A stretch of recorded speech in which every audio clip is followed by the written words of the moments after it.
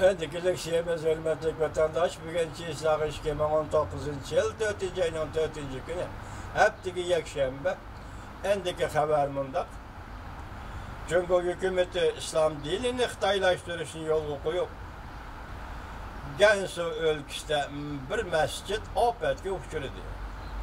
Mavzulu haber 4. ayının 13. günü Germaniya Dolkulları radyosu ilan kılın haber mındak başlandı. Cumhur Gansu ülkesi Linsha Tungan Oblasti Çavnay Juan diye yerde 11. günü yerli hükümetin mescit çekiş vakası yüz verdi. Demek bir yerden de bugün Mozay'ın beşiği geldi, Şiir'in beşiği geldi diyen bir makal temsil var mıydı?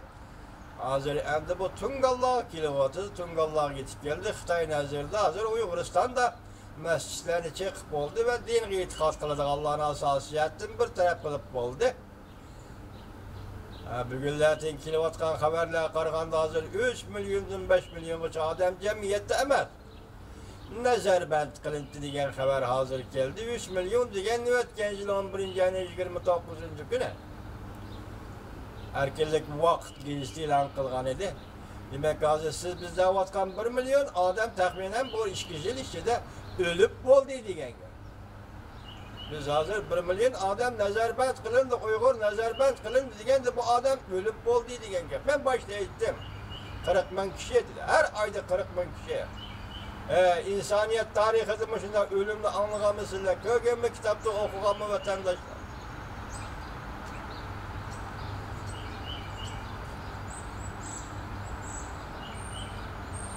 Tor filmleri aşkarıldı ki bir kram maşini mescitten sırtığı toxtulur.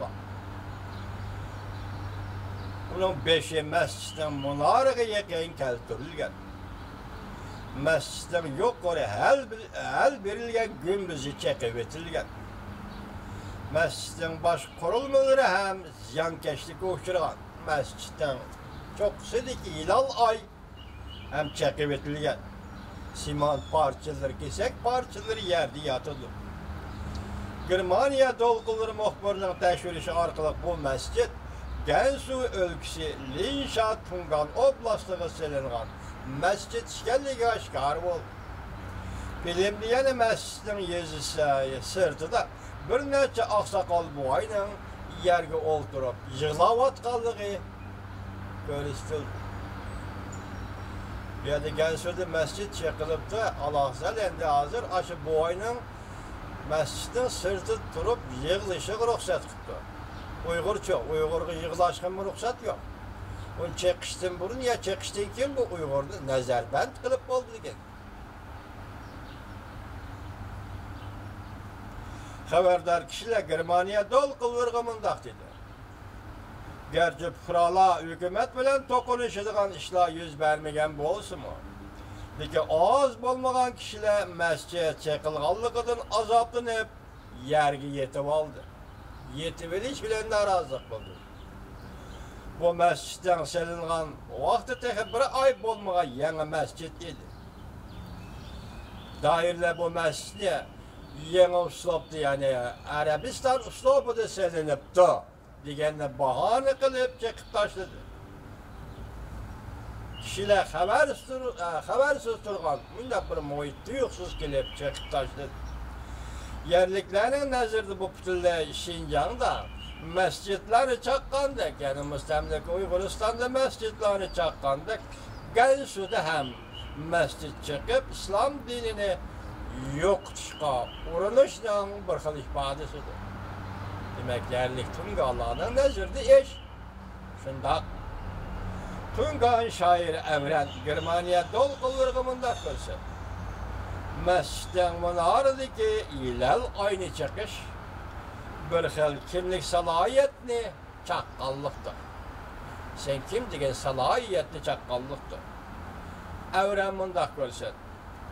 Cumhur hükümeti Araplaştırışga karşı Xitaylaştırışını yolu koyup atırlar.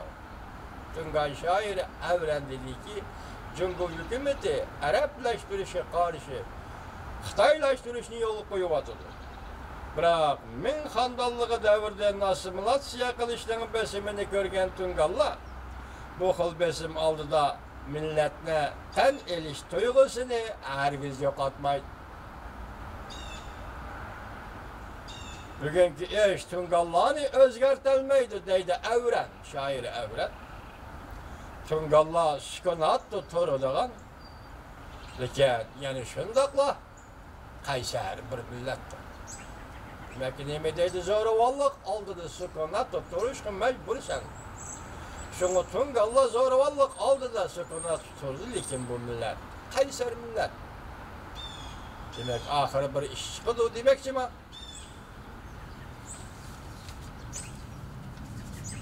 Yana bir xabar vermedik vatandaş. Qisqagina bir xabar. İsyanmı? Ko'tarilgan isyanmı yoki Jungo aloqa bog'lash xarisining sirtida 5 yulduzli qizil bayroq ta'tir esib qo'yildi. Mavzuli xabar 4-ayning 13-kungi kuni Jungoga nazar orbitida e'lon qilindi. Shangang Torbettir'de bugün bir parça suratli xabar tarqalib yurdi. Ve tordaş mundaq dedi. Yoki mundaq ko'rsatdi.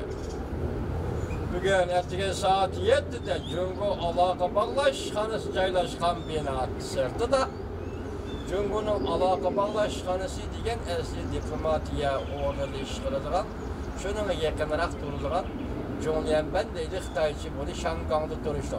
100 yillik Shangang'ı bir devlet işgal tüzüm memuriyeti bedo. Yoki Shangang'ı yarım müstakillik bedo degandek popozi yoki mushundaq yolg'onchiliklarni isbotlaydigan Zhongyanban. Endi qiziq shunda bo'ldiki, bugun soat 7'da deydi. Hozir Torbettir tarqalib yurgan surat va xabarlarga asoslanganda shu Zhongyanban agar bu boshqonning yoki bir tarixxonning bir yerga esilgan qizil bayroqlar bo'lsa, uni ta'tir eslab qilish cho'ngib emas. Lekin gapning tagida hozir bu Zhongyanban Jonghua Xalq Cumhuriyetining Shangangda turishlik ish o'rni. Xuddalik Amerika Qo'shma Shtatlarining Tayvanda turishlik ish o'rni. Degandek bir o'rindagi bayroq, qizil bayroq, bu qizil bayroq 2 dona bayroq ekan. Birisi olsa yana bir gap. Her 2 dona qizil bayroq ta'tir esilgan gap. Buni hozir nima deydi boshqa mavzuda? Bu Shangang xalqining ko'targan isyonimi yoki bu yerda Zhongyanban shu orqali o'zi markaziy hukumatga qarshi bir ifoda bildirmoqchi va ko'rsatmoqchi bo'ldi.